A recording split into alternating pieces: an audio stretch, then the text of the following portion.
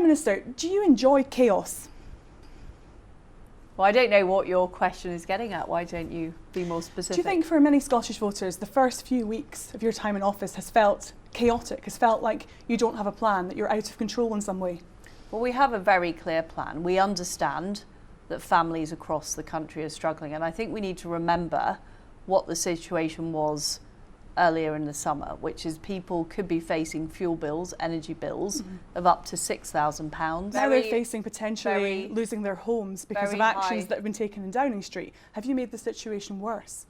But what we have done is we've taken very clear steps to deal with energy bills, putting in place the £2,500 energy price guarantee, which was the biggest part. So it's not been chaotic. Of the mini it's not been chaotic. Budget. In answer to my first question. And we've set out a clear plan to drive economic growth. I'll take that as no.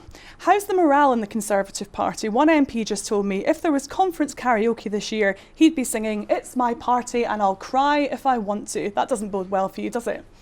Well, what I care about is I care about delivering for the people of the United Kingdom.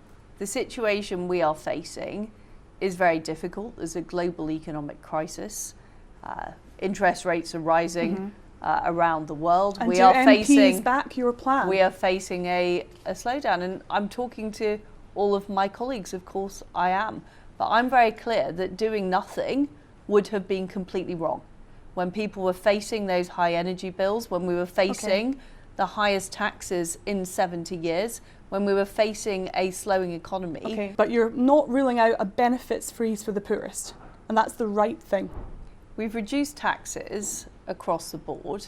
In particular, we are reversing the national insurance increase that was due to take place in November, which affects lots of people. You picture yourself as a child of the Union. We know you spent time in Paisley as a child. I did. In the 1980s, and I know what living in a place that has low economic growth and no prospects looks like, and that's why I'm so determined that we have a very clear plan to drive economic growth, first of all by lowering taxes, which is a key to getting more business investment into our country, getting more jobs, getting higher paid jobs, but also your moving... plan will also make Scots poorer, won't it? That's the problem here. Well, I don't agree with that at all. This is all about driving economic growth and making sure that people are able to get higher wage jobs and more opportunities.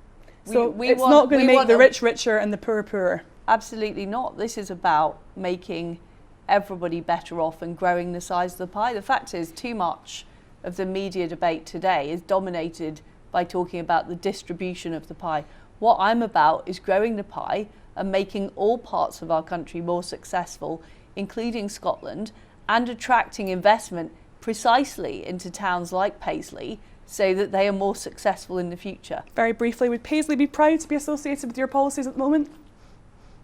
Well, I'm proud to have lived in Paisley, and I hope they're proud of me. Prime Minister, thank you. Thank you.